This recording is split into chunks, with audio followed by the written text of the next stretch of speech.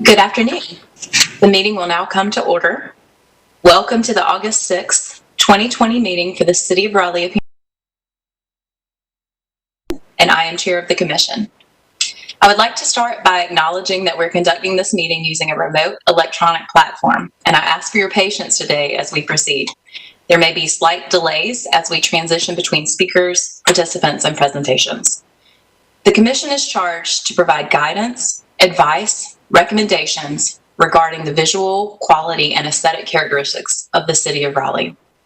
The members of the Commission represent a varied field of expertise and interest in the quality of design in Raleigh. One of our primary duties is the review of administrative alternates for design. And before we begin the review of the administrative alternates today, I would like to provide some important information about the steps taken to ensure that each party's due process rights are protected as we proceed in this remote platform.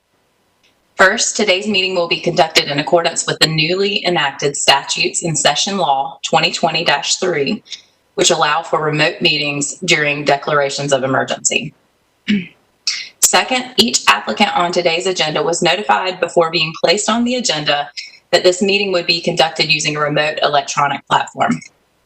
Third, notice of this meeting was provided to the applicants and the public in numerous ways, well beyond the legal requirements for noticing this meeting. Specifically, notice of today's meeting was provided by mail to all the property owners within 100 feet of each subject property. The mailed notices were sent in advance of the date set by law to provide such notice, and each letter notified the recipient of the remote meeting platform. Notice was also provided on the city's website, and each notice method was also done in advance of the legal requirement to provide such notice. The notices for today's meeting contain information about the means by which the public can access the remote meeting as the meeting occurs. Fourth, any individual wishing to participate in today's meeting was required to sign up prior to the meeting to participate. Information about how the sign-up requirement, along with this information about how to sign up to participate, was included in the mailed notice letter sent to each property owner within 100 feet of each subject property. This information was also included on the Commission's website, among other information, and a link to the Commission's website was included in all methods of notice. All individuals participating in today's meeting were also required to submit a copy of any presentation, document, exhibit, or other material that they wish to submit at the meeting prior to today's meeting. All materials that the city received from participants in today's cases, as well as a copy of the city staff's presentation and documents, were posted online in board docs prior to this meeting. All materials that will be discussed today can be viewed at any time during today's meeting by visiting www.raleighNC.gov/appearance-commission and clicking the link to view the agenda. Now, I'd like to ask the staff member Carter Pettibone to briefly explain for the participants how we will be conducting today's meeting. Thank you. I'm Carter Pettibone with the Planning and Development Department.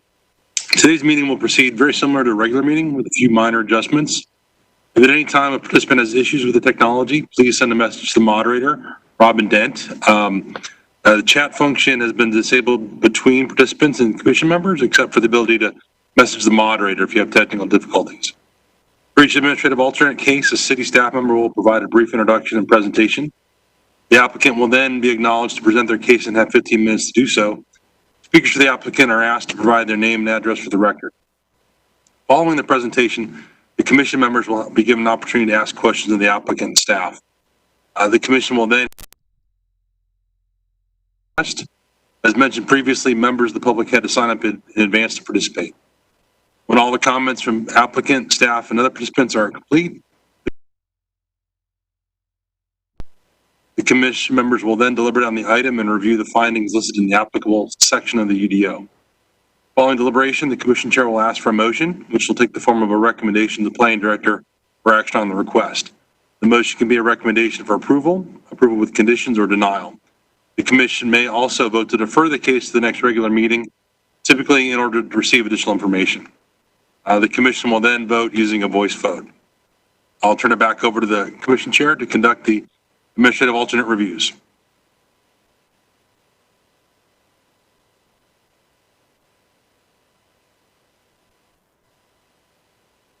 Oh, you're muted.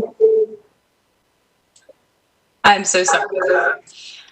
So thank you, Carmen. And we will now call the cases in the order that they appear on the agenda. First up today is case AAT-20-12.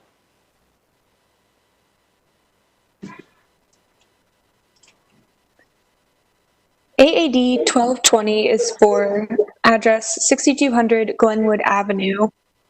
As all four of our cases today are for build twos, I'm going to read the section defining the build two and its intent for this case, and then skip it for the other three. The build two is the area on the lot where a certain percentage of the front principal building facade must be located, measured as a minimum and maximum setback range from the edge of the proposed or existing right-of-way, whichever is greater. The required percentage specifies the amount of the front building facade that must be located in the build to, measured based on the width of the building divided by the width of the site or lot. The build to is intended to provide a range for building placement that strengthens the street edge along the right-of-way, establishing a sense of enclosure by providing spatial definition adjacent to the street. The building edge can be supplemented by the architectural elements and certain tree plantings aligned in a formal rhythm. The harmonious placement of buildings to establish a street edge is a principal means by which the character of an area or district is defined. The build-to range is established to accommodate some flexibility in specific site design while maintaining the established street edge. In this case, the applicant is proposing to develop a bank branch building within a commercial mixed-use 3-story parking limited district.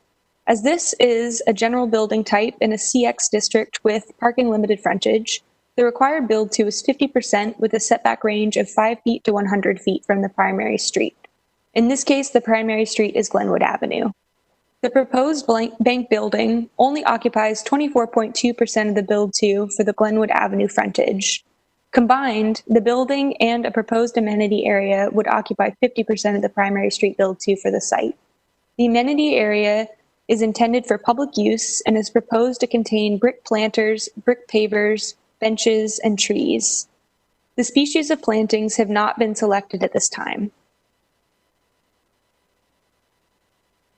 For this case, the following findings need to be met for approval. The approved alternate meets the intent of the build-to regulation. The approved alternate conforms with the comprehensive plan and adopted city plans. The approved alternate does not substantially negatively alter the character defining street wall or establish a build-to pattern that is not harmonious with the existing built context. The change in percentage of the building that occupies the build-to area or increased setback does not negatively impact pedestrian access, comfort, or safety. And finally, that the site area that would have otherwise been occupied by building is converted to an outdoor amenity area under section. And before I bring the applicant up to speak on this case, I'd like to also mention that this, as well as the next case you'll hear, early 2019. So next I'll have Bethany Rooney speak about these cases, and I'll be here to answer any questions along the way. Hello, my name is Bethany Rooney, and I'm with BDG Architects. And as Lee explained, this project does not currently meet the standard for the build-to requirement. However, back in 2019, we did participate in a courtesy review to discuss our options and how we could best follow the intent of the code. And during that meeting, we were given some suggestions for which we plan, and everything that was described by Lee is what we've done. We've created an amenity area to contribute to the build to get us to that 50%. And as she stated, this is for public use. And although we haven't selected all of the items yet, and we would certainly,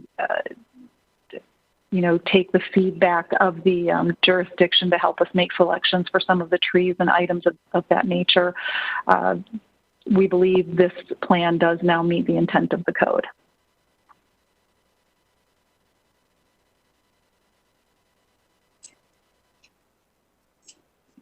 Okay, does anyone on the commission have any questions for the applicant?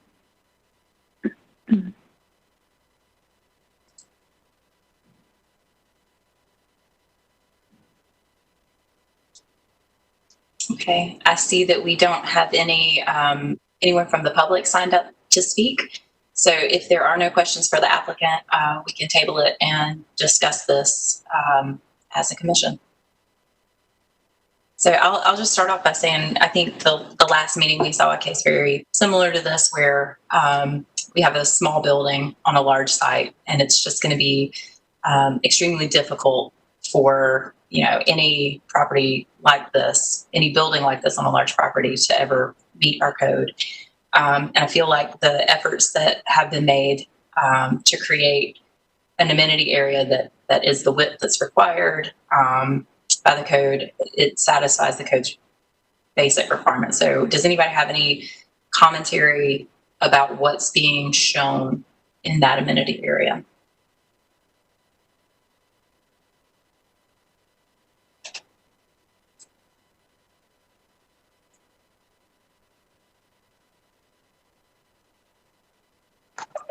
I do think it would be nice to see a little bit more of what they are proposing for the amenity area. Carter, would you mind advancing the slides? I think they've got a couple of a couple more detailed. Yeah.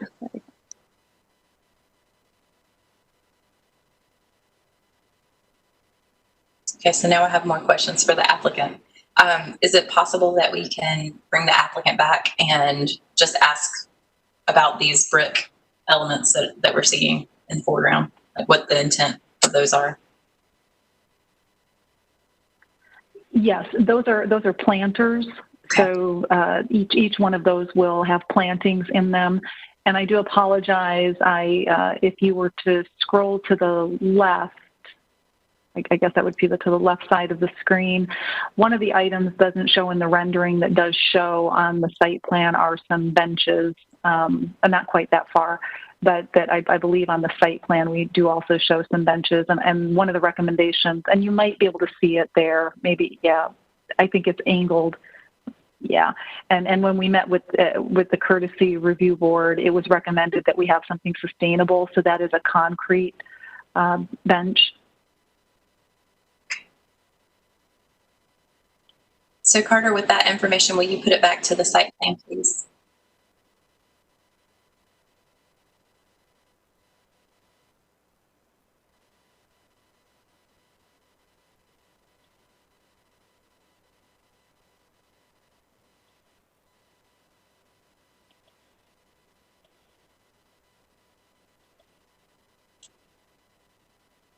Thank you. Okay, I see the bench there. Does anyone on the commission, so we'll table it again, does anyone on the commission want to talk about what we've seen? I mean, I think I appreciate the attempt to put the bench in that location. I guess see two benches. I'm not sure. And yes, we do show another bench. We aren't using that calculation to contribute, but we did place another bench at the other walkway on the other side of the drive. Thank you.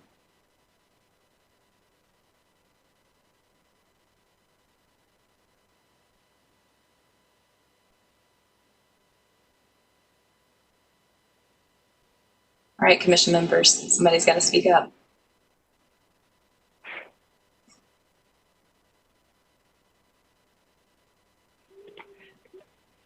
As far as trees, I think there's two proposed. Is that what the 18 and 22 little circles on the plan? Correct. Carter, can you, scroll down where we can see those. Yes, we placed those in there for balance. Go ahead. I was just curious if those could be extended, because part of what's mentioned in the description that Lee read was having like that repetitive vertical element that trees can meet that criteria. But I think with just two, it seems a little light. Maybe there's more just not on the plan, but I was just curious if there's more to the east and west. No, not at this time. I mean, one of the things that we could do, if it would help, if you would like us to, we could continue to extend the amenity area if you would like, and we could possibly separate the planters and place trees between the planters and give greater separation that way, if you'd like to see a little more vertical element. I think that would be helpful for me. I don't know what the rest of the members feel, but. Are those trees the two trees that are already there on site? The mature trees? The two that are showing here are new trees. What's the context? Like, what are the uses on either side of the property?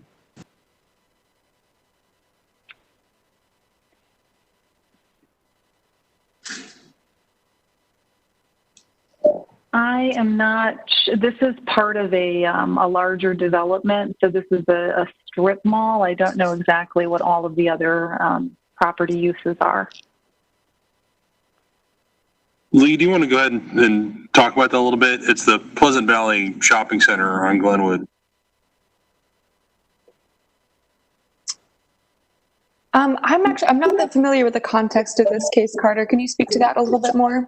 Sure. This is in front of the Pleasant Valley Shopping Center on Glenwood Avenue. So it's basically a large strip center behind this property. So the context is rather kind of auto-dependent suburban strip development. Currently, it's a gas station that's set back from the street. So it is a rather, like I said, auto-dependent sort of a low-density commercial area.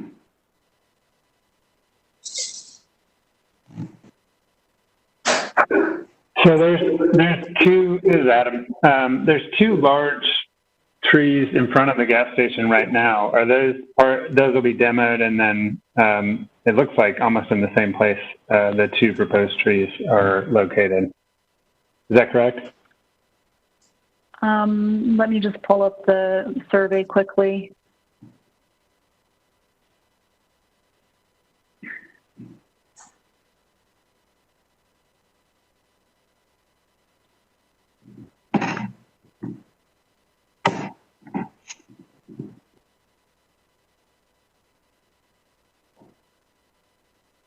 Yes, there are currently two large trees there.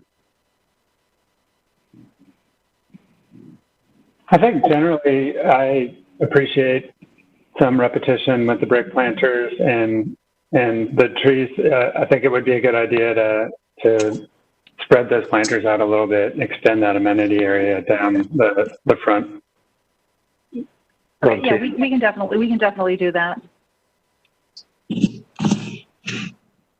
Carter, will you go to the rendering one more time? I know it's hard to navigate, so I apologize in advance.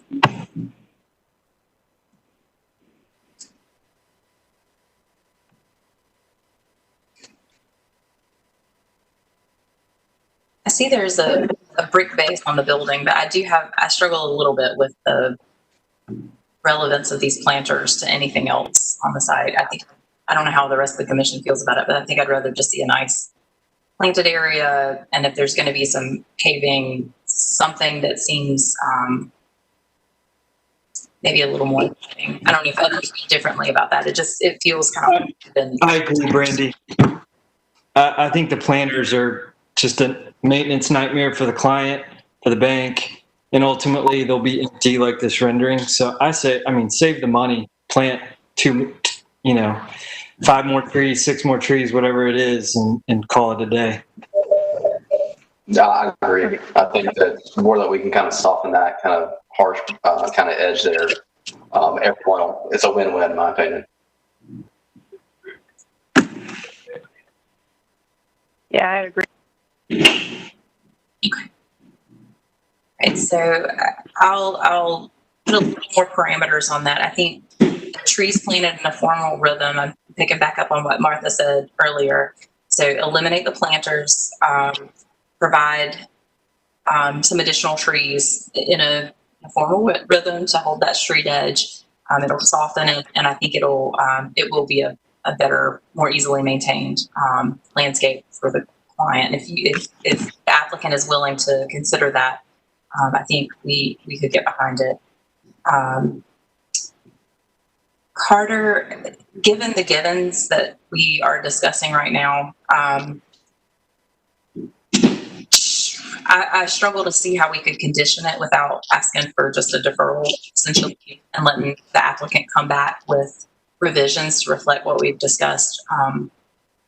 Does that, because it will, I think it will seem, it'll be difficult for us to just condition it in a way that a staff can measure and, verify compliance.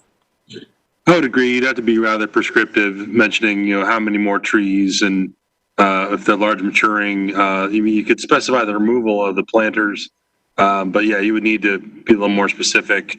And I'm not sure if the doing on the fly, if the applicant's okay with coming back with a revised plan, then yeah, we can bring it back in 2 weeks.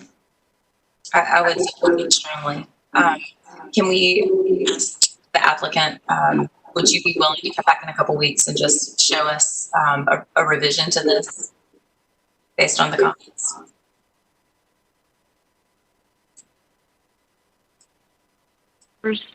And then you would like to see some evenly spaced trees, more or less, to create that that sense of closure to the street with the trees.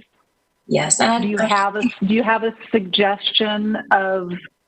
Do you have any suggestions that we could follow more specifically? And how far you'd like to see it go? Well, I do think elongating it along the front of the site will create a little bit more uniformity. I don't want to put too much of a burden on you guys to provide too many trees either. So I think, I know some of my landscape architects, maybe you suggest a number that sounds good to you. 30 to 40 foot spacing just along the linear frontage is what I would recommend. I'm sorry, could you say that again, please, Corey? Sure. 30 to 40 foot spacing on the trees along the frontage. So I think it needs to carry over on the I guess the left side of the entry drive and then all the way to the corner. Okay. So we'll grab and place on the left side on the corner and then just 30 to 40 all the way to the other side. Yeah, that would be my suggestion. I'd agree with that. And I just want to add one thing. If you look at the adjacent properties, there's a pretty good line of trees. I think they're all willow oaks. So it'd be good to match whatever's going on both sides. It looks like they're willow oaks.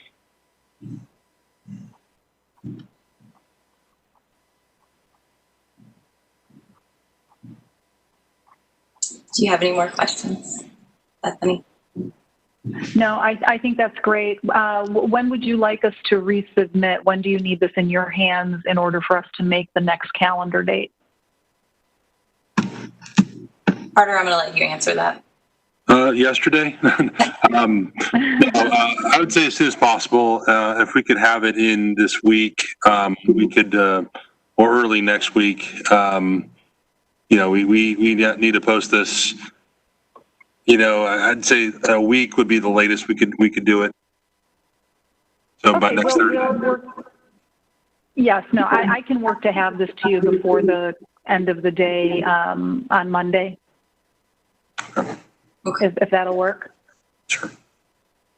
And then that will be for the August 20th meeting? Yes. Okay. Okay, so I guess we need to formalize a commission. Do I hear a motion to defer?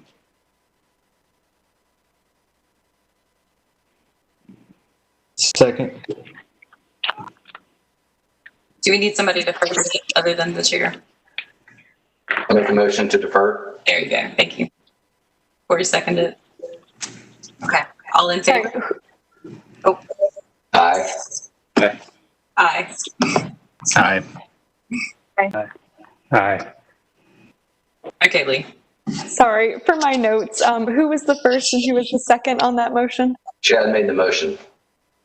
Chad moved, and who seconded? Was it Corey? It was me. Great, thank you. Thank you so much. Appreciate it, guys. And thank you to the applicant. Okay. So we'll move on to case AAD-13-20, 4917 Capital Boulevard. Yes, so this is the other case for a Fifth Third Bank branch that also came in for a courtesy review in 2019. So it's fairly similar. And I'll state at the top, it's a fairly similar context too as the last one. Pretty auto-dependent suburban sort of area. So the applicant is proposing to develop a bank branch building with an industrial mixed-use, 3-story, parking limited zone district. As this is a general building type in an IX district with parking limited frontage, the required build to is 50% with a setback range of 3 feet to 100 feet from the primary street. In this case, the primary street is Capital Boulevard. The proposed bank building only occupies 24.97% of the build to for the Capital Boulevard facade. Combined, the building and the proposed amenity area will occupy 52.31% of the primary street build to for this site. The building will also have a drive-through canopy extending from the building facade that, though it does not count towards build to directly, will help to reinforce the street wall along the primary street. The amenity areas are proposed to front on Capital Boulevard, one to the northeast corner of the property and one to the southeast. The amenity areas will include brick pavers and equally spaced brick planters that will frame the bus stop located along Capital Boulevard. When this project was presented for a courtesy review before the Appearance Commission, it was recommended that they incorporate the bus stop into the amenity area design to better include the public realm. And I'll read the findings one more time, that the approved alternate must meet the intent of the Build to regulations, must conform with comprehensive plan and adopted city plans. It should not substantially negatively alter the character defining street wall or establish a build to pattern that is not harmonious with the existing built context, that the change of percentage of building that occupies the build to area or increased setback does not negatively impact pedestrian access, comfort, or safety, and that site area that would have otherwise been occupied by building is converted to an amenity area. All right, and I'll hand it back over to Bethany.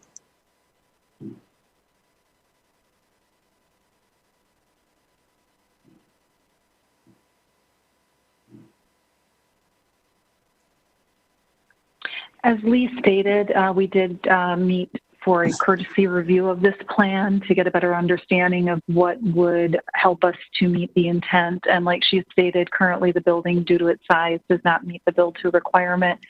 And so we took the recommendation of the courtesy reviewers to incorporate the bus stop into our amenity area. And so we have placed our amenity area is evenly placed so that it flanks the bus stop, so it incorporates it as part, almost as part of our amenity area. And we have brick pavers and planters there as well. And I believe the perspective drawing that you have shows rectangular pavers. However, our site plan is showing round pavers.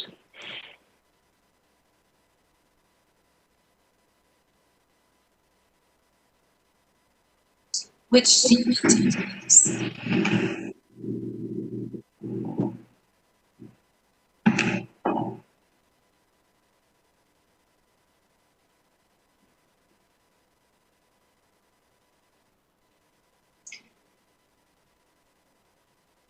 Do you intend to use the rectangular or the round planters?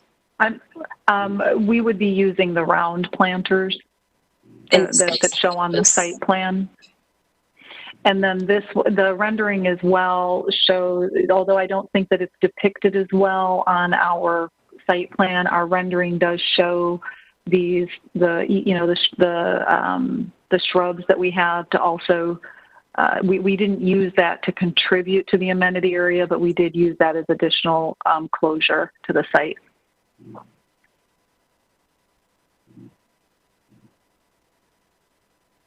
So Bethany, to confirm, the site plan doesn't show those box shrubs. Are you saying that it would have the box shrubs? No, it would have we can do either if the recommendation from the committee from the commission is to do and you have a preference, we can do either, but the site plan currently shows the round. And then that would be, we would use the round. Sorry, I was referring to the shrubs. That line of shrubs in the rendering doesn't appear on the site plan. No, it does not. Those are part of our landscape plan, however. But we did not utilize those in our calculation towards our amenity area contribution. Okay, and then the 5 trees that are shown along the road, there are 5 trees that are there existing. Are those intended to be new trees or the existing trees? No, I believe those are existing trees that will remain.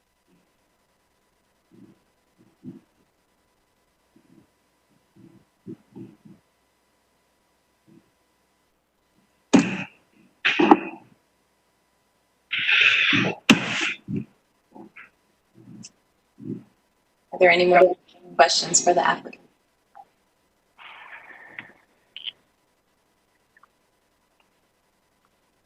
I have a question. Right behind the bus stop there's a hatch pattern. Did I hear you say that was pavers? Yes, those are pavers. Okay, and the trees are in the paver hatch.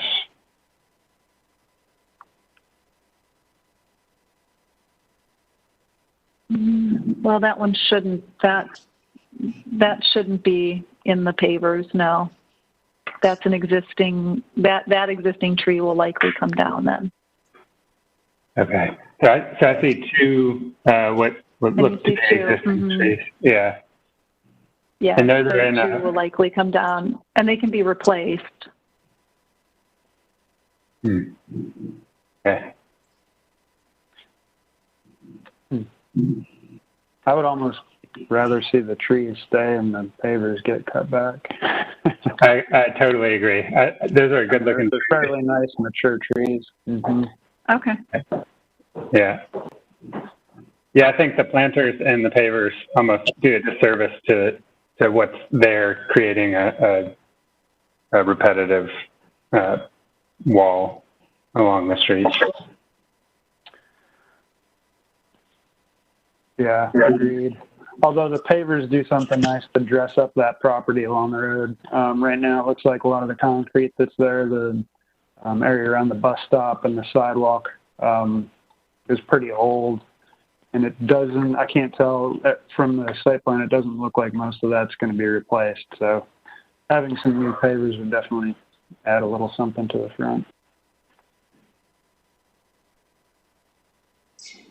I want to ask what dictated the boundary of that paver area, because it doesn't, it doesn't necessarily align with other elements on the site. I'm just trying to understand what defines it. Like, why is it there in that configuration? Well, it meets up with the sidewalk, the public sidewalk, so it'll meet. And again, this was a recommendation that we received from the courtesy review. I was part of the courtesy review. A little bit. I was just going to say, I was part of the courtesy review, and I think we would have liked to, if there was pavers recommended, or if there were pavers recommended, we would have wanted them to be grounded in some other element. Like when I look at it, I would at the very least shift it that the concrete sidewalk that extends from the bus stop to the road would be, there would be a connection between that to the parking area. It's almost like an extension of the sidewalk, but it's with the pavers. Again, it grounds it and gives it sort of a reason to be there. And then I probably would not extend it to the north past the edge of the asphalt and of that curb line. And I might even recommend that, I know we were talking about saving those trees, and I fully support that. So maybe there's just a way to minimize it and ground it in something that you're proposing that it makes sense with. But I would echo the support of keeping those trees Sure. Does this commission see the value of those pavers? I know I heard Chris say that it certainly dresses up the site a little bit, and I get that. Is there a better way to handle it where we're not losing those trees?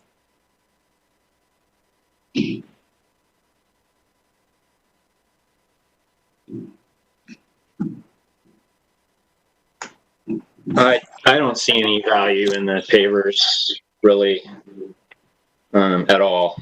I do like the idea of saving those trees. They're nice trees. They're well spaced. They look like they're in good condition. I would like to see maybe look at another area for amenity. I like the idea of maybe connecting the sidewalk a little better, maybe doing something between the sidewalk that connects to the public sidewalk and the bus stop. Maybe there's something a little more in there that we can do. It would also be in front of the bank branch. Yeah, I mean, if pavers were going to exist somewhere, I think having the actual building would make more sense. So if there's the area of sidewalk, it's got two number 6s, one at the top and one at the bottom of it. It runs north-south. I mean, I would recommend doing some pavers in that area, and then maybe even extending it in front of the bank branch instead of putting them in a unrelated portion of the site. I don't know how the commission feels about that.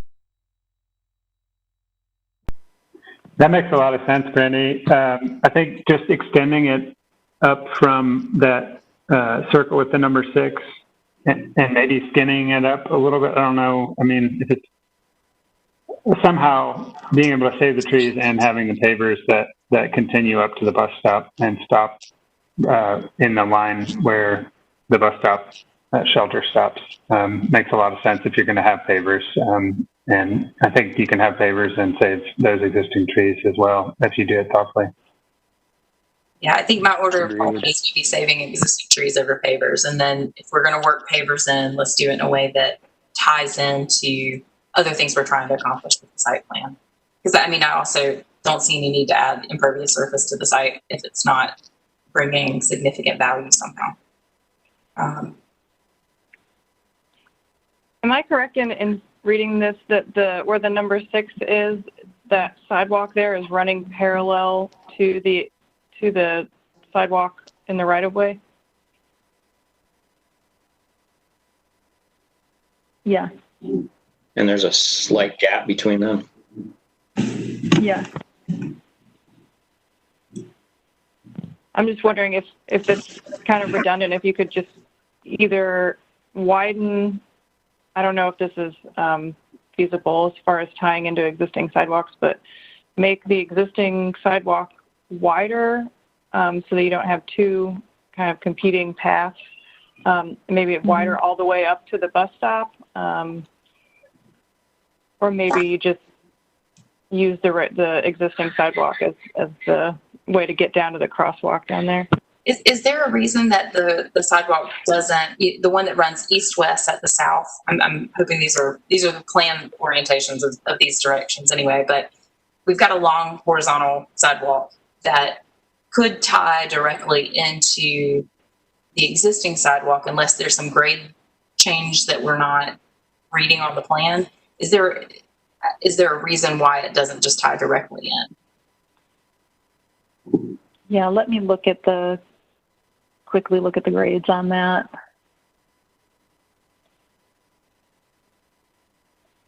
So I heartily agree with you, Martha. No, I believe we can tie straight in and eliminate the leg going up. I believe we can just tie straight into the public sidewalk and eliminate the leg going north.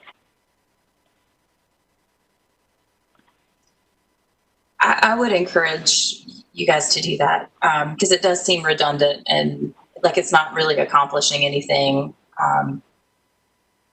for the public or even for you guys. I mean, if there's a grade challenge there, I get it. And then I'll go back to a recommendation I made earlier. It's harder, like in person, I can draw on my little paper and say, see, something like this.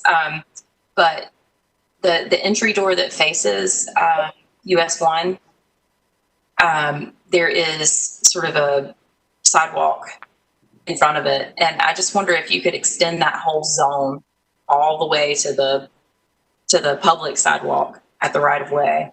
Obviously not through the drive area itself, but is there a zone that you can create that denotes entry or walking along the sidewalk to ground these pavers? And then as an amenity space, it serves almost like a plaza. It's an extension of an entry plaza that relates it to the entry of the building. And then I think something like that brings real value as an amenity space to both the occupants of the building and also the public who are entering from that. I'm sorry, I don't mean to make you explain that again, but could you walk through that one more time? So Carter, if you're following me, you have to use the little hand to drive, but there's a wing wall to the north of the door facing US 1. Mm-hmm. So if you move not to the concrete sidewalk there, and again, this is prescriptive, you don't have to do this, it's just an idea. But if you extend that top edge all the way across to hit the public sidewalk, right, and then turn down and go to the bottom of where that east-west sidewalk is already showing. Oh, go back to the other side. I'm going to draw a rectangle with a little hand.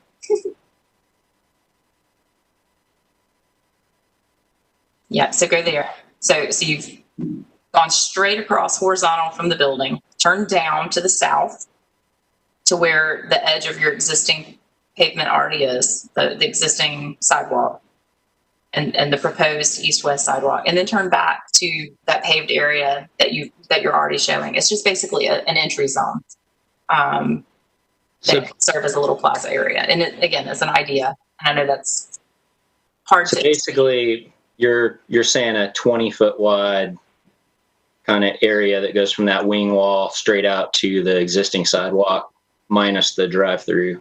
Exactly, and just eliminate the pavers all to the north because they're. I agree with that. I think it gives a much better connection to the entry, and then I could support that with, some nice plantings in that 42-foot dimension from there up to the next. If it was just some nice plantings and stuff in there, then I think that would be enough. Leave the existing trees alone. Don't worry about the pavers. I agree with that. And obviously, this isn't a magical world where the site's flat. I don't really know what the contours and the topo of the site is, and this may not make sense with that. I think where I'm sensing we're going is there feels like there's a lot of disparate pieces that aren't necessarily working to create a better place as an amenity area. So I wholly support, and I've heard support from the commission of just eliminating the pavers to the north because I'm not sure what they're really accomplishing.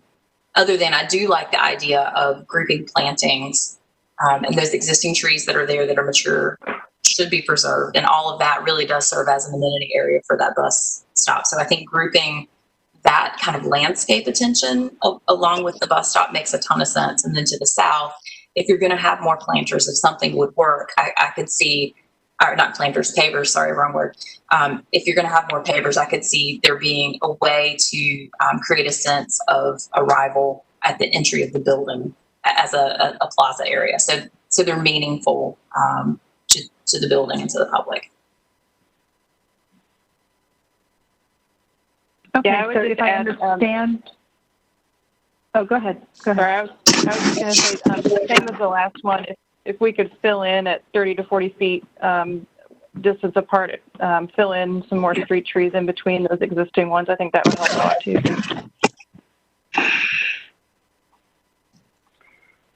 Yeah, I'm not a landscape architect, but those trees appear to be pretty close to each other already. I'm going off of Google Maps, so take it for what it's worth. So yeah, I don't know that we could fit any more trees. We might be able to fit one additional tree to the north. And I think that would be about it. I think they're about a 40-foot spacing now. They're pretty mature. And, I think you get too many trees. You try to, one, they're not going to grow very evenly. And two, it's just going to hide the bank branch a little bit more. I think, to me, it seems like a pretty good spacing. If we did some lower plantings or something in that, again, in that 40-foot, 42-foot area, it's kind of in front of the bank branch, and did like Randy was saying, did a, whatever that is, 20-foot wide, and maybe you incorporate the pavers into that strip so it softens it, so it's not just all concrete, but that kind of goes out to that existing sidewalk. Again, that would be my recommendation. And, alternatively, again, I'm all for less impervious surfaces on the site. So even if you just bolstered the landscaping, the planting along that edge as a way to create a true amenity space, I could totally support that as well. So, eliminating the pavers altogether would also be an option. Softening the edge, creating a space that, again, it just makes sense with other pieces so that it's serving a greater purpose than just checking a box on the from the UDO's requirements. I think it would benefit all of the public a lot more. Okay, and Carter, could you go back to the rendering just briefly?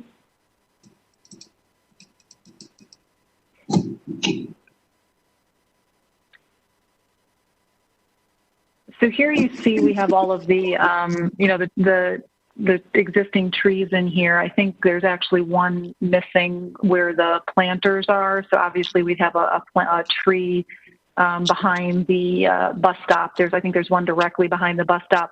But if you could zoom in, I'm just wondering, do the shrubs, as they're aligned in the way that they are, does that provide that softer edge that you're looking for? And then I think where you were showing that we add the pavers, it's already impervious as it is. So to put the pavers at the entry and then carry it over across, that's already impervious. So we're not, doing anything. We're not adding any more. I think we could definitely do that. My only question is, so, when it comes down to calculation,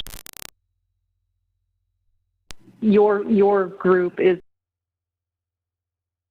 the intent. So although we might not then, when we calculate it, come out to these numbers that we want to meet, but we meet the intent, that's where we're headed. Is that how I'm supposed to understand this? Yeah, I think ultimately our goal is to create amenity spaces that are sensible and they're useful. And so I hear what you're saying. The reason that paver area was where it was is because that's where it would be required to be by a strict reading of the findings, if that were the amenity area. But I think it could be amenity area with just plantings. And then in lieu of the planters, as you're showing more greenery kind of along the front, it makes a more useful and attractive amenity area for the site. So yes, the intent is what we're aiming for. It will get us a lot further than disparate pieces. So yes, I would caution you. There seems to be a lot of just sameness of the shrubs in the rendering, and I think that's probably a product of the fact that it's a rendering. But I would like to tap landscape architects to maybe make a couple of recommendations for what. If there are varieties that come to mind, or if there's, I would like to see a little more variety of shrub type kind of intermingled in that planting. Yeah, I'd agree. I assume it's also just the rendering, but I think having different levels of shrubs, and I know you probably want to have a middle view of the building, but keeping those canopy trees and then having some levels that are, 2 feet, 3 feet, 4 feet, maybe some varieties of plants, perennials, grasses, along with evergreen shrubs make for a really good look. And I think just... No, we can definitely do that. Nice. I think really creating a visual wall down that line where those trees are is important because the Capital Boulevard cross-section is so big and empty. So being able to kind of cap that off, I think, is really important from the ground up. And it provides that green separation between, the circulation, the paved area on the site with the asphalt. So I echo that. That's a really good point, Adam. I have a question about where the wrought iron fence and the pavers are intersecting on the site plan. What is that structure north of the wrought iron? I'm sorry, say, Oh, I'll start over with it. Where the wrought iron on the site plan, where the wrought iron fence, I think it's a fence there, a short little line of fence where it intersects with the pavers. I'm just trying to see what that structure is north of that. Looks like some sort of grate, maybe. oh, there's an existing stormwater system on site. That's existing to the site currently. So that's a stormwater, that's part of the stormwater detention and water quality for the entire site. Okay.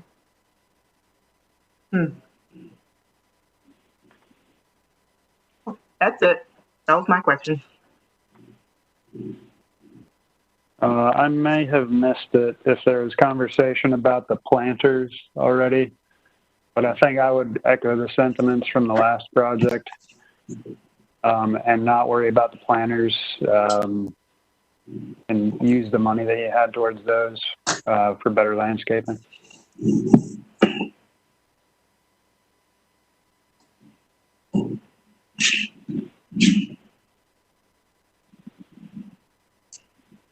So based on our comments, obviously, Bethany, if you have more questions for clarification, I think we would like to defer this one as well, just given the breadth of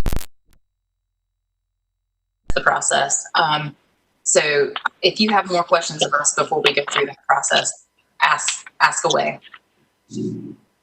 No, I think so. I just like to walk through just so we understand, and we can get this to you before the close of the day on Monday for the next meeting.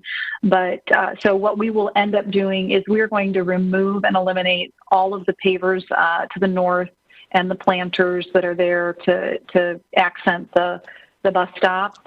We will add we'll add landscaping as far as the shrubbery is concerned, and we'll paste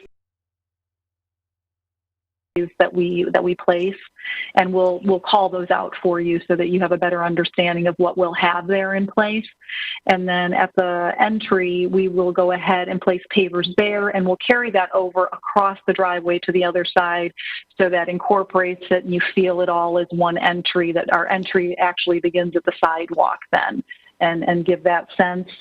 Let me see if there's anything else. And of course, you stated you want us to preserve the trees, so we will not be touching the trees at all. Those will stay.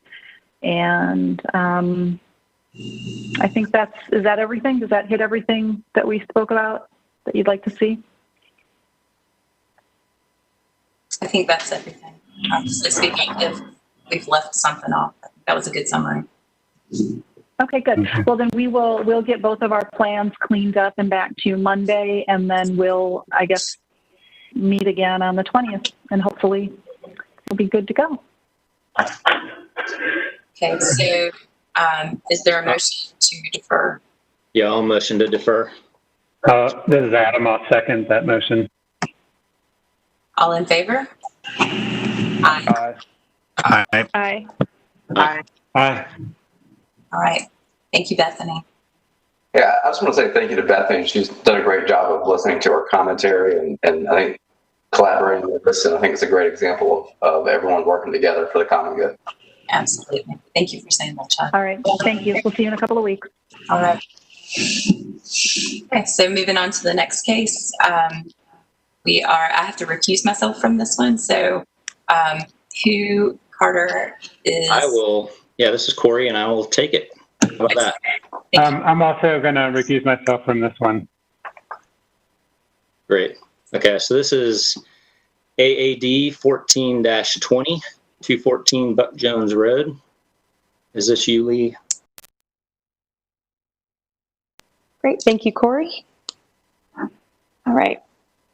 The applicant is proposing to develop a 4-unit residential apartment building on a property with residential 10 zoning.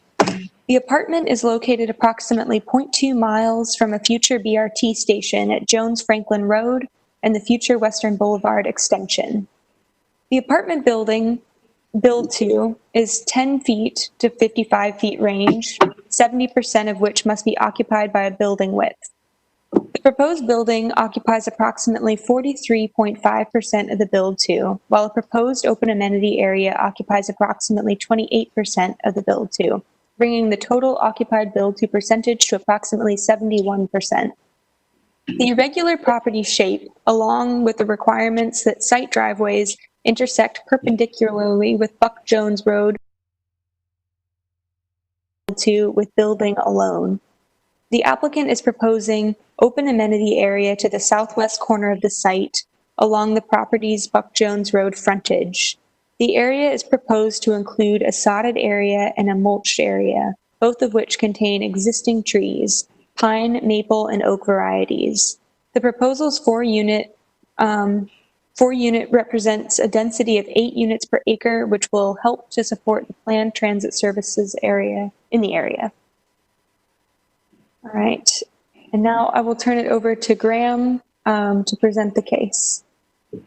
Yeah, thank you. This is Graham Smith, Site Collaborative, Landscape Architecture.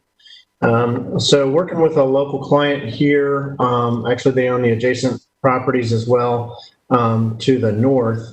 And as Lee noted, we're working with just under a half-acre piece of property. We're working on R10 zoning, so we have 4 units there, and we have this property that is really strangely triangular, 183 feet wide at the front, along Buck Jones Road, and about 45 feet at the back side. So we have a pretty tight triangle. In that, we've proposed a building that gets us, the 43, 44% there. And then we have the driveway. We have some kind of landscape areas to the side, to the north, and then a little bit of a landscape strip to the south of the building. And then we get to the driveway. And then we, what we've proposed is an open area with an accessible route to it that would allow for protection of some existing trees and have some sod and then mostly mulch and kind of hand cleaning up some of the invasives that are down there. Carter, if you could go through, I'll go right back to the findings of fact here real quick, just if you don't mind.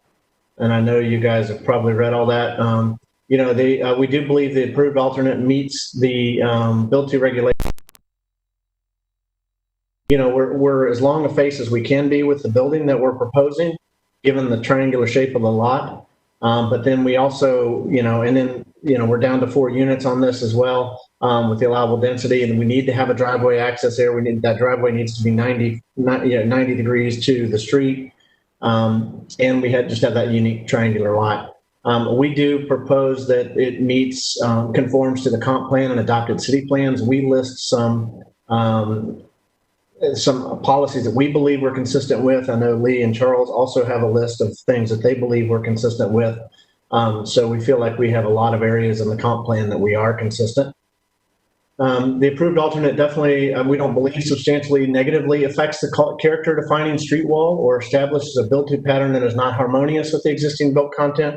We have several pictures south of our parcel, north of our parcel. The first picture you're seeing would be north of our parcel, just to the right. The next picture down on the next page, that would be to the south, 225. And then the last picture would be across the street. So that's the character of the street section there. And then item 4, the change percentage of building occupies a build to and comfort or safety. We believe it actually enhances it by providing an out and kind of softens up the character of the site there. But it does allow for people to get out and actually, if you go to the Google Street View, if you go to Maps in Google and you look at the site, there's a person walking their 2 dogs on the property. So we believe that would be an opportunity to continue that. The findings of fact, site area would have been otherwise been occupied by buildings. If it's converted to an outdoor amenity area under section 1.5.3b. So we are proposing to convert this to an outdoor amenity area. As Lee noted, we're proposing it to be an open area with an accessible walk to it, but then it would have primarily landscape as its character. So there's some larger images, and I think at the bottom of this that we talk about the crosswalk there and what the crosswalk is proposed to be across that drive entry. We're currently proposing it to be a a traffic rated painted striped crosswalk there. And we talked about a little more clarity there as well about what would happen in there. So that second clarification talks about what we would do with landscape and sodding and hand cleaning and stuff like that. That little diagram at the bottom shows where the proposed driveway would be. It's that red mark at the bottom and kind of shows you how some of those trees would remain. And the survey right above that shows you the trees that would remain and what difference the certain area would be sod, certain areas would be mulch. And as well, there we go. And if we have any questions.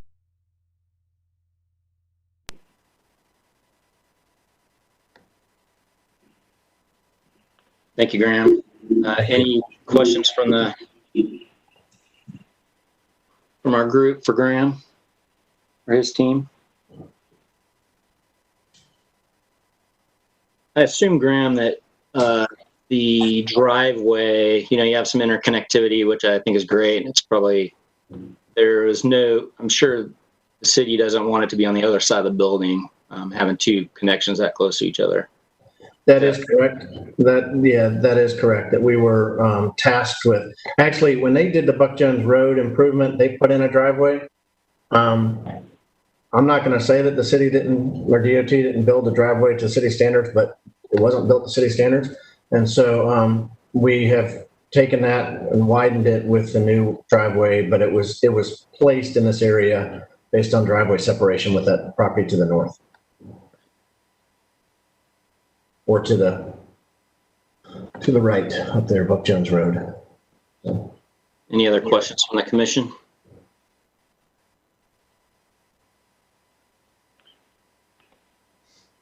Graham, it looks like if I go to the street view in Google, it looks like one of those four, they're pretty new trees. One of the 4 trees goes away for that sidewalk that leads out from the building. Is that right?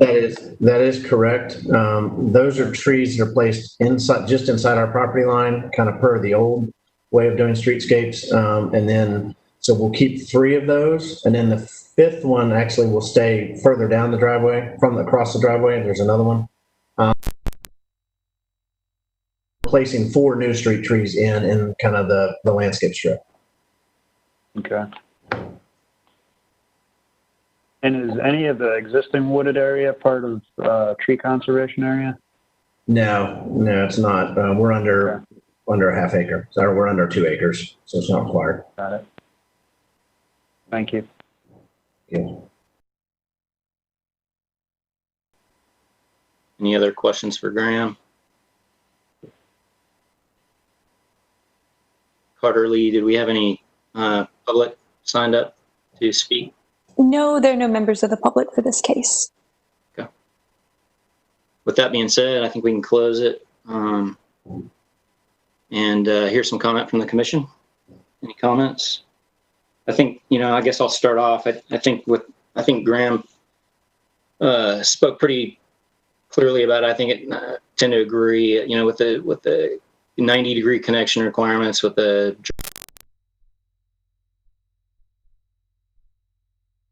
being the contextual, buildings in the neighborhood surrounding this site. I think it fits real well within the area. I think, with the odd-shaped lot, I'm not sure there's a whole lot to do unless anybody has any comments with the kind of amenity areas. No, I agree with those comments, and I like the simplicity of the plan. I think it's nice and clean. I agree too. It's a weird lot for this. I'm a little bit concerned. Concerns maybe too strong a word, of just feeling like there's an ADA ramp to a little bit of nowhere as far as the amenity area goes.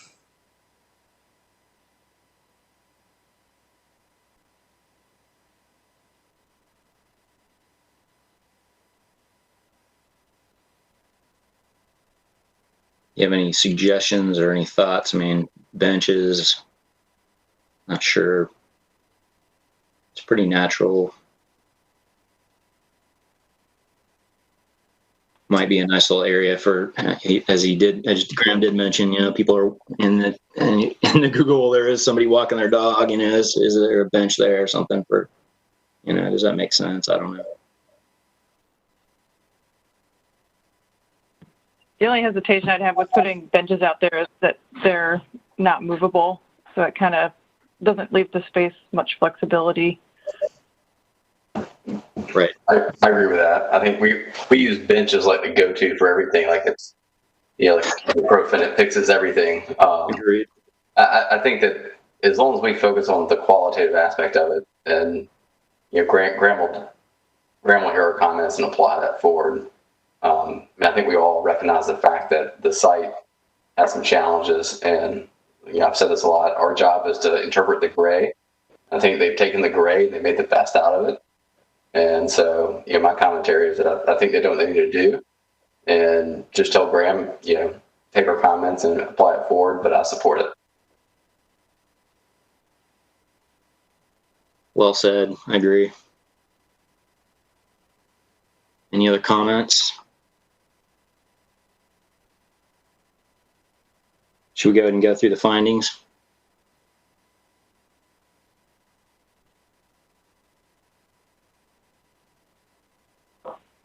Approved alternate meets the intent of the Build 2 regulations. I think we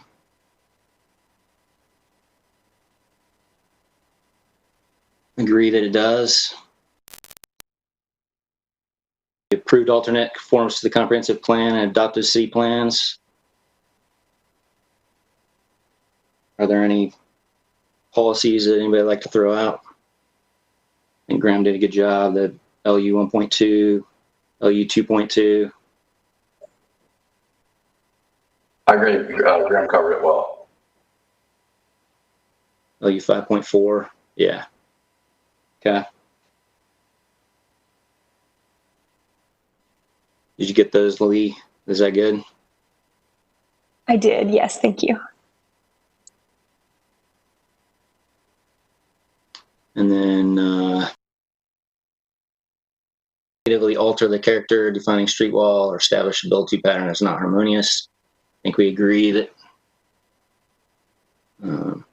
that's good. And the change in percentage of building that occupies the build-to area or increased setback does not negatively impact pedestrian access, comfort, and safety. And the site area that would have otherwise been occupied by buildings is converted to an outdoor amenity area, which it is. Any comments, or do I hear a motion? I'll move to approve. This is Chris Roberts. I'll second. This is Chad. All right, all in favor say aye. Aye. Aye. Aye. Aye. No opposed. We're good. Thank you, Graham. Appreciate it. It's great. Great job. Thank you. Thank you very much.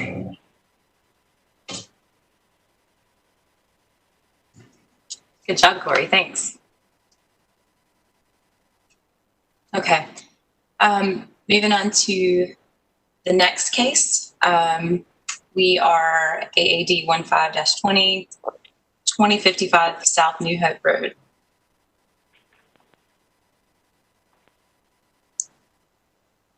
Yes.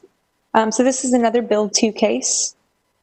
The applicant is proposing to develop a new subdivision with 232 townhome lots and 8 open space common area lots on a currently undeveloped parcel along the future extension of a new road running east from South New Hope Road.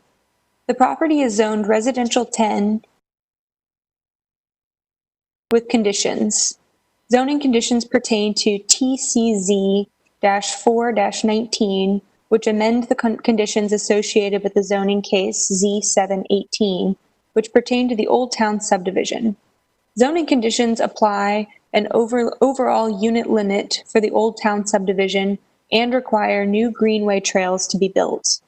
One of the required greenways is included in the design of this phase of the project and runs in an east-south direction through the development. The townhome build-to is a range of 10 feet to 55 feet setback, 70% of which must be occupied by building environment, that buildings be placed in the first 30 feet of each of the build-to from along the street extending from the block corner applies to each of the 11 build-to areas proposed for the alternate. These areas are highlighted in orange in the attached site plan. Each of the 11 identified areas proposed for an alternate fail to meet the 70% requirement for the build-to, as well as the 30-foot corner requirement. The applicant proposes that a 55% build-to occupation percentage should suffice. As an alternate design, the applicant proposes 11 individual landscape easements, examples of which are included in the attached materials. In addition, the applicant has proposed a conceptual design for the Greenway Trail and the adjacent landscape. The trail area is proposed to include a range of programmatic elements, including benches, varied planting types, boulders, and other amenities. Sample images are included in the proposal's backup materials, as well as in the forthcoming presentation. This case findings include that the approved alternate meets the intent of the build-to regulations, conforms with the comprehensive plan and adopted city plans. The approved alternate does not substantially negatively alter the character or defining street wall or establish a build-to pattern that is not harmonious with the existing built context, that the change in percentage of building that occupies the build-to area or increased setback does not negatively impact pedestrian access, comfort, or safety, and finally, that site area that would have otherwise been occupied by building is converted to an amenity area. I know that was a lot of information. If there are any questions, Carter and I can step you through it. And otherwise, I will hand it over to Jamie to present the case. Good afternoon, Chair Thompson and members of the Commission. This is Jamie Schwabler at 301 Fayetteville Street on behalf of the applicant. I'm joined by Eric Rifkin, the property owner, and by Michael Vamprin and Sarah Donahoe with McAdams Company. I'll briefly introduce the project. Mr. Vamprin will describe the site layout and details of the request, and then our team will be available for questions. So as Lee noted, this project involves about 225 townhomes on a 47-acre portion of the larger development known as Old Town along South New Hope Road. As noted in the staff report and on the colored portions of the site plan on your screen, a significant part of the project, both in area and design, consists of open space shown in the various colors on your screen, and the greenway portion that Lee referred to is shown in blue at the center there. Next slide, please.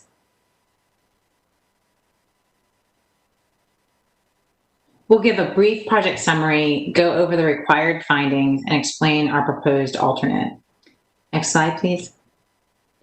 This case focuses on just the townhome portion of this development in Southeast Raleigh. The overall open space framework focuses on meaningful open space and outdoor spaces, both in quality and quantity. But as we worked on placing the townhomes within that open space, we found we could not meet the build-to requirements and street layout requirements for each incidence as they're required in the UDO, and needed to address the intent of these sections in another way. So our request focuses on relief from the build-to requirements of UDO section 1.5.6 and 2.2.3E2 to reduce that 70% percentage that Lee mentioned, as well as relief from the portion that relates to the build-to within 30 feet of a block corner. At this time, I'd like to have Mr. Vamprin cover how we're addressing the findings, as well as our proposed alternate, and again, we'll be available for questions. Yeah, thank you, Jamie. Thank you, Lee. If you go to the next slide, please. So I'll read just the administrative alternate findings first, highlight some of the constraints that we're faced against, and then I'll move into some of the proposed alternates. So as you are well aware, the intent of the build-to is to strengthen the street edge along the right-of-way and establish a sense of enclosure. And you'll see how we meet that with the alternate design on the following slides. UDO recognizes, back please.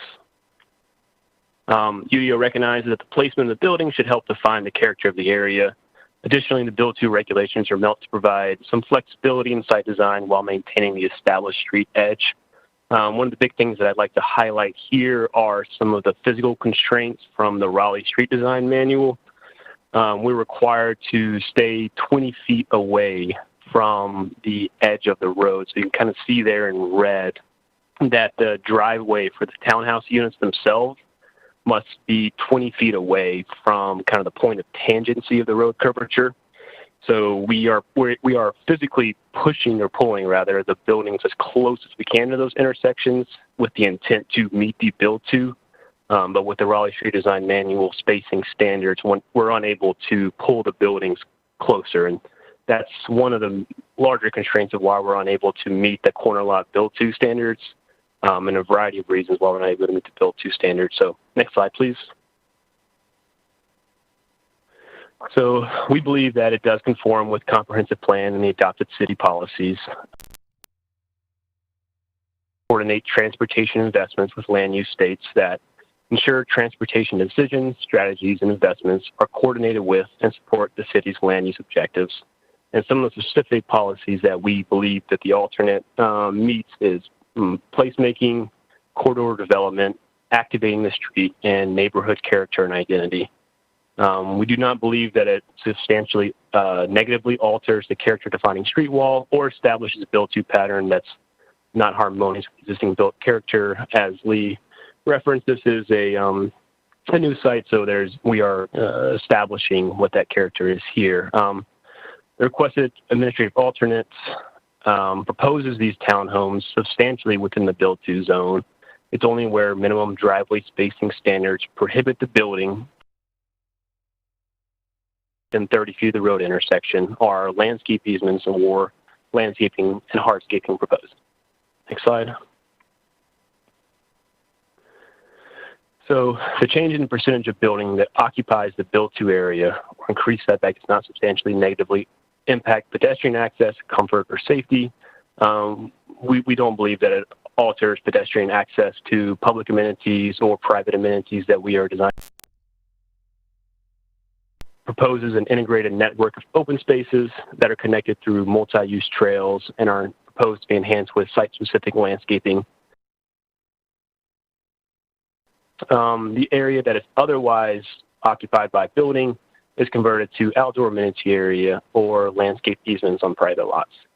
Next slide, please. So this is a high-level graphic of the overall Old Town development. Pod 1 are the townhomes that is the case today. You'll see along Anamosa Street in that red dashed line, it's a 12-foot multi-use greenway trail that is connecting South New Hope ultimately up to the Walnut Creek Greenway, and it connects to the main amenity center there in green. And so the main amenity kind of flanks the internal roundabout to the north and to the south. So we're kind of intentionally trying to anchor that entry experience with the primary clubhouse. And within Pod 1, kind of there in the dashed green is our kind of internal private trails that we're proposing with this development. Next slide, please. This is the exhibit that Lee referenced. The areas shown in yellow are the 11 areas that we are unable to place the building within that 30-foot corner lot building placement area. So nothing more than just kind of a diagrammatic exhibit. Next slide, please. So I'll start talking about the proposed alternates. So there's a sewer easement that kind of runs east-west through the site. And so we're proposing to amenitize that corridor and have kind of this meandering trail concept that is, centralized within the townhouse development that would connect what is going to be a park along South New Hope Road, 25-acre park, to the primary amenity there to the east. And so we are proposing kind of this meandering trail network with additional pedestrian plazas, as well as a variety of kind of landscape measures, including revegetation through native grasses and bird hotels, if you will, and kind of utilizing some stones that are out on site. There's quite a bit of stone out there, and so we're kind of proposing to reuse some of those boulders and some of those natural materials internal to the development in the attempt to create some meaningful connected open spaces. Next slide, please. So from a very specific programmatic standpoint, the images of the understory trees that you're showing are some of the proposed plant material that you'll see in later slides. And so we're proposing generally flowering deciduous understory trees along the internal roads to try and reinforce the rhythmic understory trees. We are proposing a pedestrian plaza there, kind of one of those images internal to that meandering trail corridor. And you can see there is one of the park benches. That's a standardized kind of all-weather bench that we're in here in the next slides that we are proposing rhythmic understory flower trees along the private road. Yep. You kind of see the light green trees. There are the required street trees, spaced 40 foot on center on average, and kind of the pink story trees that we're proposing kind of in addition to code minimum. So we are proposing those understory trees, one internal pedestrian plaza. It kind of consists of that all-weather bench and some bike racks, and that connects, of course, to that meandering trail, which goes out to the clubhouse, and ultimately via public sidewalks to Anamosa Street, kind of east-west road. In addition to that, we are proposing walking, biking trails, pedestrian benches, and kind of the thing in lieu of the corner lot build to, we are proposing foundation landscaping in vicinity where the corner lot building placement is not met. So next slide, please. And we try to take a very direct approach as to what we are proposing here, and I apologize for the small text, but we are proposing foundation landscape material along those corner lots where we're not able to physically put that building. So we've kind of spelled out there in very small text exactly what we are proposing. So kind of just showing deciduous understory trees, proposing a on-center spacing of 40 feet, and that would kind of nestle in between the street trees to help define that corridor. In addition to that, we are proposing the foundation landscaping, and we kind of give recommended plant materials, including native evergreen canopy trees, Nellie Stevens, as well as native understory trees, shrubs, hydrangeas, and different types of ilex, and some non-natives like hawthorns and abelias. So the intent would be to provide that rhythmic understory trees to kind of extend the facade, so if you will, the building face, as well as enhance the corner lots where we're unable to provide that the building with additional enhanced landscaping. So that kind of concludes our portion of it. We're certainly open. We have, as we mentioned, Sarah Donahue, who's the landscape architect for this project as well, and Jamie and I are both happy to answer any questions. Thank you. Thank you. Does the commission have any questions? Carter, can you go back to more of an overall plan? I think they've provided a lot of really great information, but just something where we can kind of see, just to kind of lead out of the gate, I am just really impressed with the holistic approach to amenity space in this development. And I just think the applicant has just done an exceptional job providing a great network of public amenity space. So I have no negative comments, but I don't know if anybody else wants to ask questions or make any comments. This Chad, I'll add to that. I think that this is a great example of when a site gives you odd geometries that, again, the black and white text don't really apply to. As an architect, it's kind of funny. Like sometimes I feel like we need to invest more in the landscape architecture than the architecture. And I think they've done a great job of taking the gray and making it a true amenity and not just checking the box. So just kudos to the team. I have no negative comments. I think you did a great job of tying outdoor spaces together, creating meaningful, and I use that word very intentional, meaningful spaces, outdoor spaces into a planned community, and kudos. Yeah, I don't. So just add that the level of detail is something that we are usually really wanting to have, and you all did a great job communicating the right stuff in the right amount of time. So I appreciate that. I'd like to ask a question about what happens along Anamosa Street, I think was the name of it. So it looks like the backs of those townhomes face Anamosa, and I know it's not part of the request here, but can you kind of paint a picture for me of what happens along there? Yeah, absolutely. And to your point, it's kind of outside of the build to conversations, but as one of the zoning conditions for that 12-foot wide multi-use trail is a double alley of street trees. And so what's not kind of shown in the site plan, but a landscape plan is a double row of canopy deciduous trees. I think I proposed a native elm, the Ulmus americana. So you kind of have that double corridor of trees moving along the entirety of Anamosa Street. And I'm not necessarily sure if, I don't believe there's any fencing proposed right now. So it would just kind of be the lots would kind of back up to that 12-foot wide multi-use trail. Gotcha. Thank you.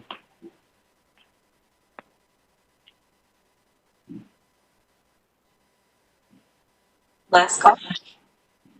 Questions? Okay. I don't think we have any members of the public to speak, correct? Yeah, that's correct. Okay.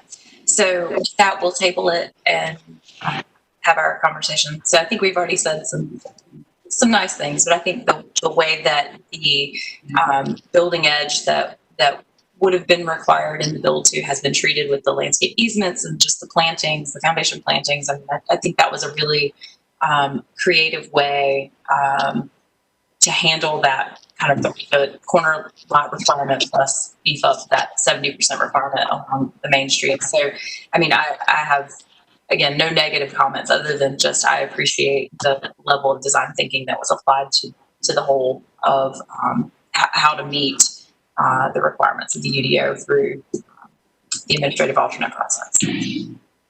I agree. It's a great precedent project as we move forward.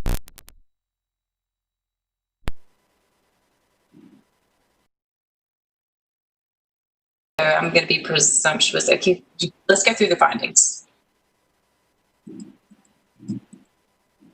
Okay, so I think we all agree, at least what I've heard so far, is that the improved alternate does in fact meet the intent of the Build to regulations.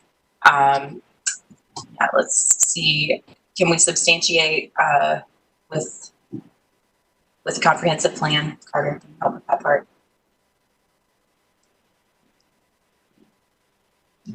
There you go. So certainly LU 2.1 placemaking, LU 7.6 pedestrian friendly development. 5.4. 6.2, policy UD 6.2 for sure. So, okay. Yeah. Carter, hook us up with the findings again, please. Should have these memorized by now. Okay, thanks. So the approved alternate does not substantially negatively alter the character defining street wall or establish a build to pattern that's not harmonious with the existing built context. And I don't think it does. Obviously, it enhances all of that. And the change in percentage of building that occupies the build to area or increased setback does not negatively impact pedestrian access, comfort, or safety. That is obviously not negatively impacted, and site area that would have otherwise been occupied by buildings is converted to an outdoor amenity area. I think they checked this as well. So with that, are there any motions or discussion? I'd make a motion to approve. This Adam. I'll second. That's Corey. All in favor? Aye. Aye. Aye. Aye. Aye. Aye. All right. Well, thank you again to the team.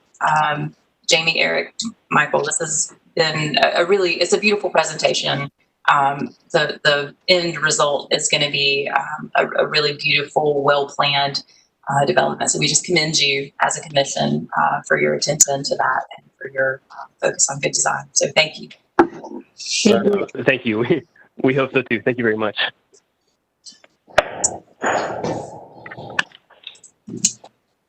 Okay, so that now concludes the business portion of our meeting, and we're going to continue with working group and other business. Actually, we're listening to a city, sorry, got ahead of myself on the agenda, city project review.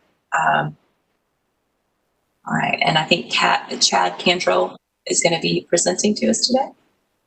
That's correct. Thank you. Can everybody hear me? Yes. Hi. Thanks for having us here. I just want to give an update and presentation on the Atlantic Avenue project. We did have our advanced public meeting here in May and scheduled to go before council in, I think, just a little under 2 weeks at this point. So next slide, if you would, Carter. Our design consultant on the project is AECOM. Pretty explanatory. Next slide. Project location. Right now, Atlantic Avenue is currently an undivided road with 2 lanes of travel in each direction and speed limit of about 35 miles an hour. And as you can see on the map, it extends from, or at least our project extends from New Hope Church Road down to Highwoods Boulevard. As far as context goes, the east side, I think that's fine. You can leave it there. The east side of the road is predominantly single family. It started out as single family residential, and I believe it's been converted to duplex and triplex units. And then the west side is predominantly industrial and office space. So next slide. Kind of summarize that as well as our existing conditions. In addition to that, there is a sidewalk that's continuous along the east side that we will be replacing as we do our work. And then on the west side, there are some sections of sidewalk that have been previously installed as part of ongoing development projects over there. So next slide. Project purpose, as with most of our projects, it's to improve mobility and safety for all users, drivers, cyclists, pedestrians. Based on the projected growth, there's already sufficient capacity that we're not looking at additional laneage on this one. So, next slide. Some of our challenges on the project, it's an extremely narrow corridor. A lot of the residential properties on the east side have very shallow front yards, so very close to the road. Several locations where we have visibility issues with the vertical geometry, the existing vertical geometry that we are trying to correct. One of the other issues that we're running into is there's a very shallow 30-inch transmission water line out there that runs essentially under our median. And then I think with any project, we're dealing with a lot of underground utilities that we have to relocate. Next slide. Proposed design. This is a rendering of our roadway. This is looking north, and right now we're proposing to add a 16-foot median in the center that'll allow us to add left turn lanes to protect drivers making a left turn. On the east side, we will rebuild the existing curb and gutter and sidewalk, and the west side, we're proposing a 10-foot multi-use path that goes the entire width, or length of the project. Next slide. Similar view, just a cross-sectional view of the rendering. Not a lot's different on this one. I'm going to do next slide. As part of the median, we are adding left turns at some locations that will be protected by a small median nose on either side, as you can kind of see in this rendering. Basically, this allows us to pull drivers safely out of the through lanes to make a left turn, as opposed to today where we're making left turns in the through lanes, leading to a lot of accidents along this corridor. Next slide. This one, this slide we added based on feedback from public, mostly dealing with the safety issues and some concerns about limiting access on Ingram Road. This section of Atlantic has one of the higher crashes per mile for the city, and was definitely a high priority project for improvements. And I think it's discussed a little bit on the next slide, but just as a proportion of cars out there, Ingram made out at a higher percentage of accidents than even New Hope Church Road, which is kind of one of the reasons we're looking at restricting access at Ingram. And some of the feedback from residents, of course, was that it's going to take longer to get to their destination when they're used to making a left to go out on Atlantic and head south. And based on that, we did modify the signal at Brentwood Road and New Hope Church to add a protected left turn where there is not one now. You went backwards, Carter. And then to discourage residents or discourage people from cutting through on Brentwood Road, we do have a separate traffic calming project that I believe is getting balloted here in the next month with that neighborhood to move forward on construction. Next slide. This is just a picture looking at Ingram Drive, looking out of Ingram Drive up Atlantic Avenue. And in order to even marginally improve the safety of this intersection, we're having to raise Atlantic Avenue by about 4 feet, whereas in most other locations, we're going to match the existing grade pretty closely. And doing so, it's going to require us to temporarily widen into the vacant property, just off the left hand of that picture. Next slide. We are proposing 4 bioretention cells to treat stormwater runoff. These, I think it'll be on one of the upcoming slides. We do have water and drought tolerant plantings in them. That'll be able to, these things will fill up with water for about 12 to 18 inches and then drain slowly over time to capture nitrogen and other pollutants before we send it into Marsh Creek. So we got to have plantings that are pretty hardy and tolerant of that. And being that it is a fairly tight corridor, we were limited in our placement of these. We did evaluate some median options early on, but again, dealing with that 30-inch water line kind of limited our locations. Next slide. I have to pull up some notes on this one. I'm not a landscape architect. So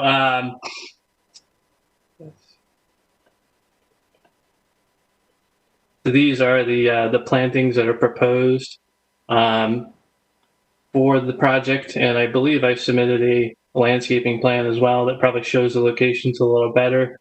But typically these are some shrubs and ground cover. And then you see the BMP selections of some of the plantings that we feel that will work there. Where possible, we are looking at the canopy trees in the slope easements that are not under the electrical lines. And then smaller trees where we are having to work with the Duke Power. Next slide. Some additional improvements. We are adding a signal at Bramer that will allow us to have an additional pedestrian crossing that's not New Hope Church or Highwoods. We do have transit coming in 2024, so we are getting shelters put in place for that, or bus stops for future shelters. We are making some sewer and water service improvements for some of the older utilities out there. We did select an artist last month, and he's under contract now, and it will be David Wilson, I think, who is working on Chavis Park. And we're having a couple meetings with the public to start to get some of the input to help design, guide his design on a couple public art features along the corridor. And then I don't have it listed here, but we do have 3 short retaining walls by the Boy Scouts, by Wake Med, and then over at the Carolina Ballet. Next slide. Just feedback from folks. I think the biggest one is that the multi-use path doesn't go places.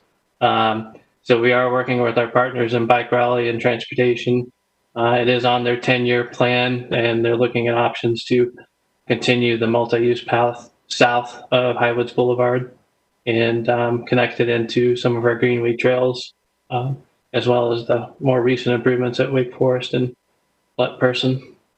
Talked a little bit about the signal design, and then existing lanes are 9 to 10 feet wide out there, and we're bringing them up to 11-foot width to kind of match what is typical around the city for this type of road. Next slide. Schedule-wise, we held our last public touch point there in May. And since this slide, we are on the August 16th council to present the project, which will allow us to start a right-of-way acquisition, which we think will take about 6 months, and look to advertise and award early next year with approximately 2 years of construction. Next slide. That's it. So any questions?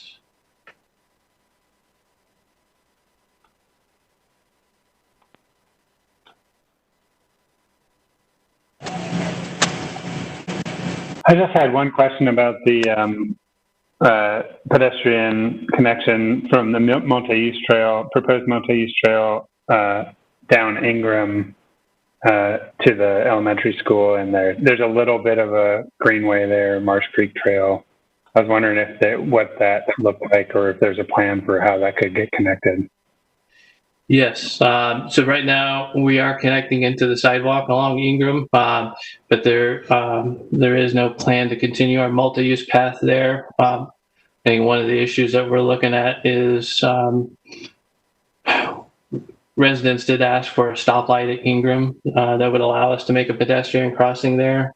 But one of the issues we're running into is that grade and having to bring it up probably an additional 8 feet beyond the 4 feet that we are now to make that a safe stoplight so that people aren't being rear-ended as they come over the hill. Yeah. So if I was on that multi-use trail and I wanted to get to the Marsh Creek Trail or get to the elementary school, how would I do it? Yes, I think at this time, until we look at any other pedestrian crossings, it would be at New Hope Church or down at Bramer and have to circle back. It's definitely an issue that we've been discussing with transit because there wants to be a transit stop close to Ingram as well. You might have said this at the beginning, but is this a NCDOT maintained road? No, this is not. It's a city street.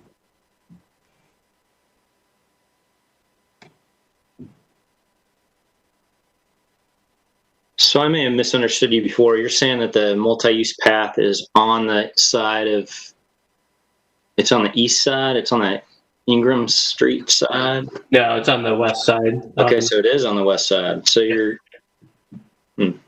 so there's really no way to connect to any of those.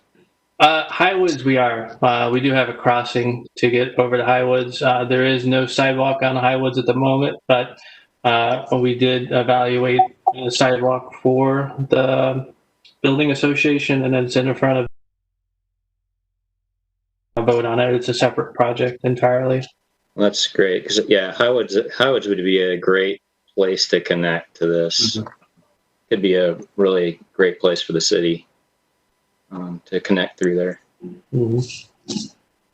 And then I think one of the items that we did propose to transit is when service does come online, potentially look at a Hawk or other type crossing near Stillwell Court.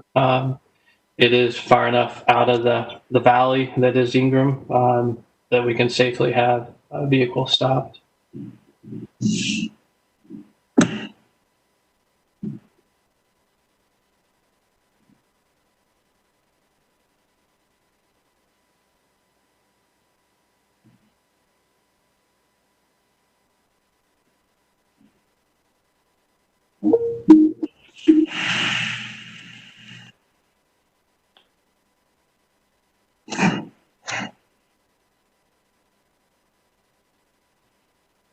All right. Well, any more questions?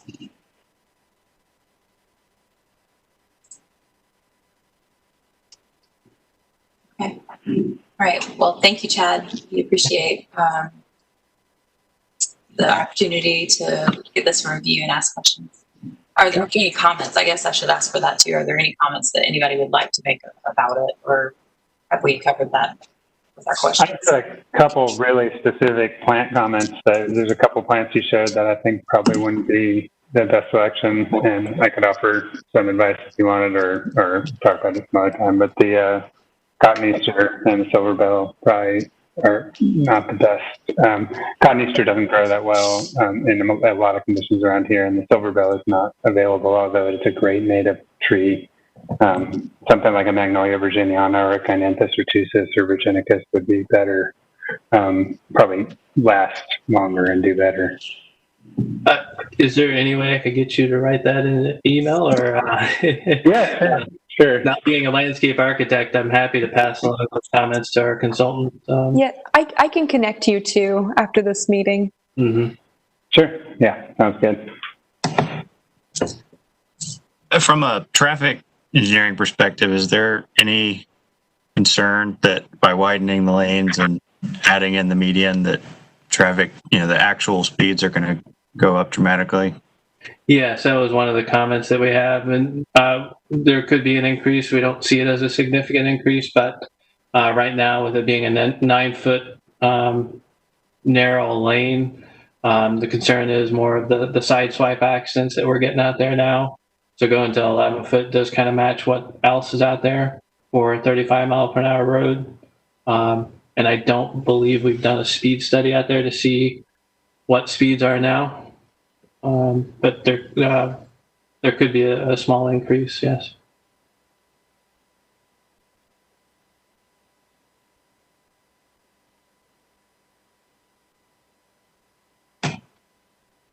I've got one more comment for plants, just for the American elm.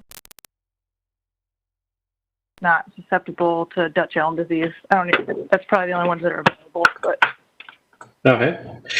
That one I can transcribe well.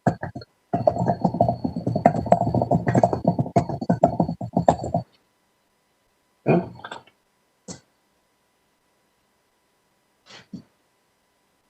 right. Anybody else?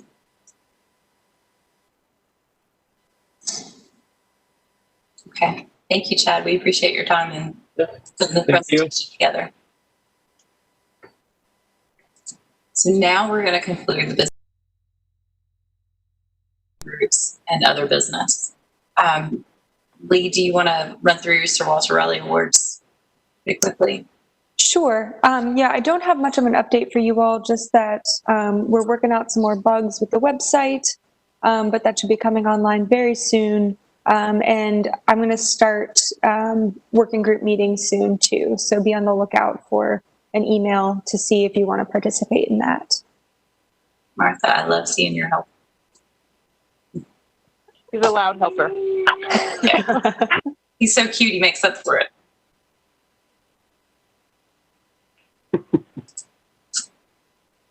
Okay, so Carter, do you want to talk with us about nominations? Sure. At the last meeting, we put a call out to see who wanted to be on the nominations committee. And that's named by the chair. And Jamie had stepped up to work on that. I know she's not here. And speaking to Brandy earlier this week, we agreed that we could still, if Brandy or she wanted someone else to help out that, poll the members to see who would want to be for nominations, essentially. And then we would come to the next meeting with a slate of nominations.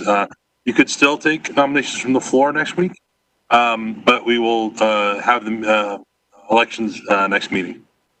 So just so everybody knows, I officially rolled off from I'm at my timeline, right? So term limit. So I am staying on the commission for a time until my position is filled, but I will not be chair anymore, once the elections happen, or is it September?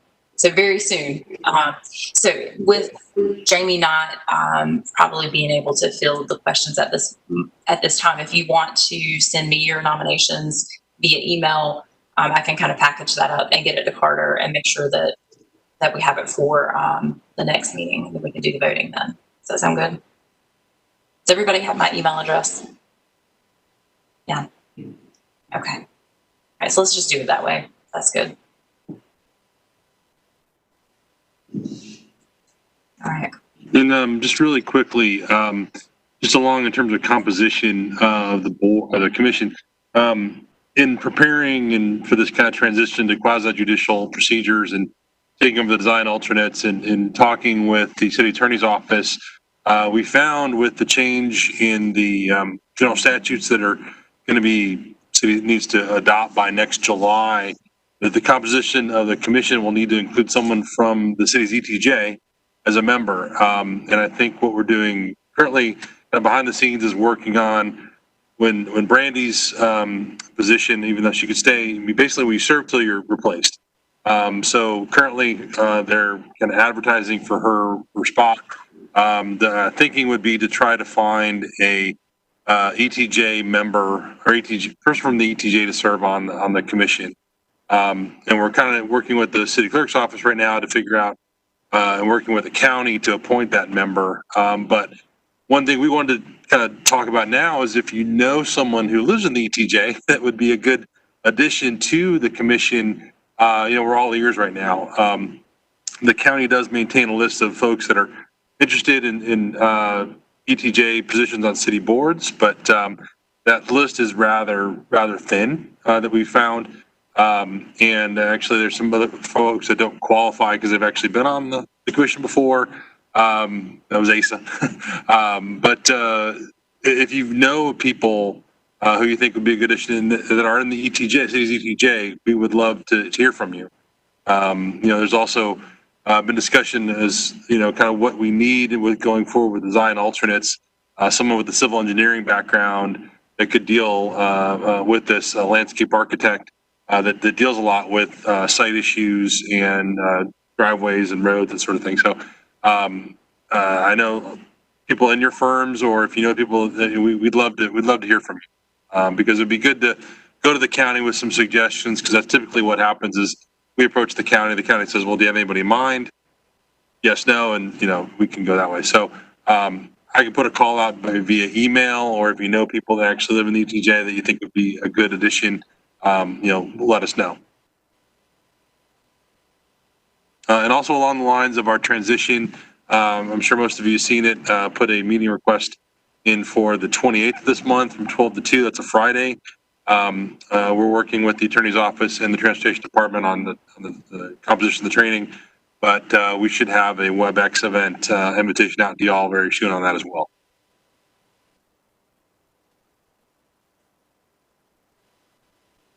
Hey, Carter, can you just summarize where the ETJ is? Because I'm not familiar. Sorry. We have too many acronyms in planning. The city's extraterritorial jurisdiction, and this is the area of the county that's actually subject to the city zoning and subdivision regulations. So there is part, I think all the municipalities in Wake County have extraterritorial jurisdiction that they maintain. I guess in terms of the city size, we don't have a great deal of land or property that is in the ETJ. And I guess the representation on city boards is typically proportional to the population of the extraterritorial jurisdiction versus the city. And in our case, that would lead to one. There's other boards that have a statute. There could be more, but we would have one based on the population of the ETJ versus the city. So is there a polygon or a map of sorts that we can look at? I'm sure it's on iMaps or something, but it is. But sending a clearer graphic might be better. Cool. It's in Wake County on the edges, out in the. All over. There's donut holes here and there and everywhere. I think if you see the map. It kind of speaks to how the city has kind of grown and annexed properties, and cities or properties that wanted to come into the city. You'll see a lot of donut holes and a lot of rough edges around. So, so if we find a really good candidate, can you guys consider annexing the house? I also love how Carter's like, we don't need another architect on this. He's like, we just need some looking at the quality of a candidate doesn't necessarily have to be a certain profession, but I think with what we're going to be looking at, someone who's got that experience in dealing with those matters. Not necessarily an engineer, but that's kind of the thought. So, and we're always trying to look to increase diversity on our city boards and commissions. So that is something that's very, very important as well.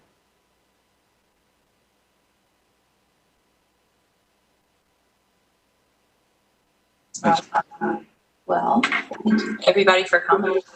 I think we had a pretty big agenda. We did pretty well with it tonight. So I hate the distance that the virtual medium creates and the formality and the weirdness, but I look forward to being able to get back together one day.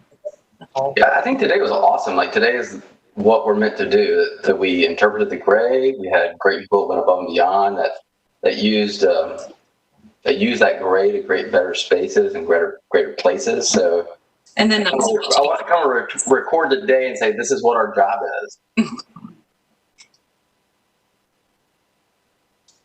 All right.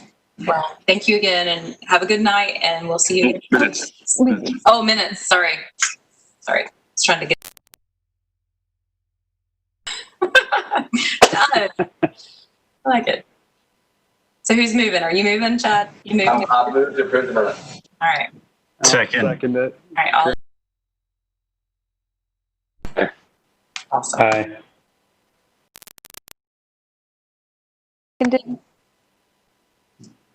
It was not this Corey. Sorry, who was the second on? It wasn't me. Chris Chris. said something. Chris, excellent. Thank you. I appreciate it. Well, thank you again. All right, be good.